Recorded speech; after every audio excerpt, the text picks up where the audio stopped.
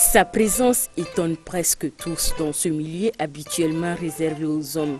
Halima Koura-Mariko est bien conductrice de train et pas n'importe laquelle, car elle est la première femme à avoir pris le volant de cet engin au Mali. Électromécanicienne de formation, s'est donc nourrie par un amour pour les métiers d'homme qu'elle est arrivée il y a 10 ans au volant du train voyageur. Cela après moult vicissitudes. Je suis arrivée dans ces métiers par concours de recrutement. Donc, dès que j'ai vu l'annonce qu'ils ont besoin de conducteurs, je suis partie déposer mes dossiers. Donc, en un premier temps, ils nous ont mis en instance que les femmes ne sont pas destinées pour la conduite. Donc, on est resté là-bas jusqu'à quelques mois. Après, on nous a appelés pour dire que vous pouvez venir faire le concours avec les hommes. Donc on est venu faire le concours avec les hommes aussi. On a fait l'épreuve écrite, orale aussi. Oui. C'est donc sa détermination à s'aventurer dans ce milieu réservé aux hommes qui l'a amené au volant qu'un voyageur. Caractérisé par l'amour de la conduite et du chemin de fer, Halima connaît le tronçon Kaï-Bamako comme le fond de sa poche.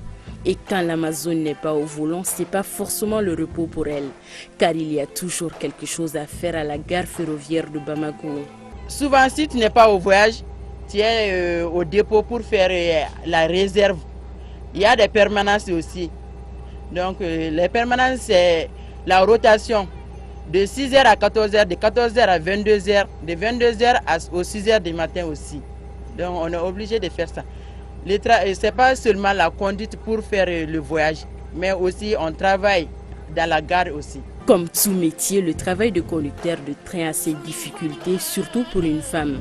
Les grandes difficultés aussi qu'on retrouve pendant les voyages aussi, il n'y a pas un dortoir qui est destiné pour les femmes.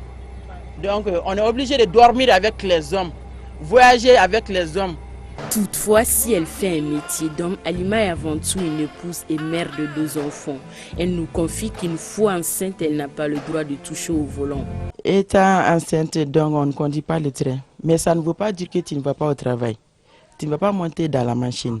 Donc tu dois aller faire un travail d'administration. Pour les proches de la brave dame, sa détermination force l'admiration. Ce n'est pas facile de rouler de la ferraille, excusez-moi du terme.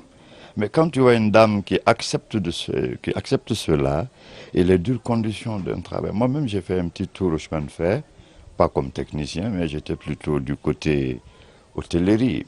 Alors j'ai côtoyé des cheminots, je sais ce que ça vaut. Alors quand un parent, encore mieux, une dame, une petite sœur, embrasse ce métier, je ne peux que l'encourager dans ce sens. Surtout que ce n'est pas tous les jours qu'on voit une dame conduire une machine. Pour Halima Koura-Mariko, conduire le train lui permet de se nourrir mieux, de s'épanouir. Du coup, quand on lui demande si dans les jours à venir, elle aspire à faire autre chose, sa réponse est claire. Elle adore conduire le train et ne laisserait le volant pour rien au monde. Cela dit, elle a un souhait. J'ai déjà conduit le président et son excellence Amadou Toumani Touré. Ça s'est fait en 2009. J'ai conduit aussi le ministre des Transports, qui est... Monsieur Aïdara aussi. J'attends aussi le président, son excellence Ibrahim Boubacar Keïta pour son tour aussi.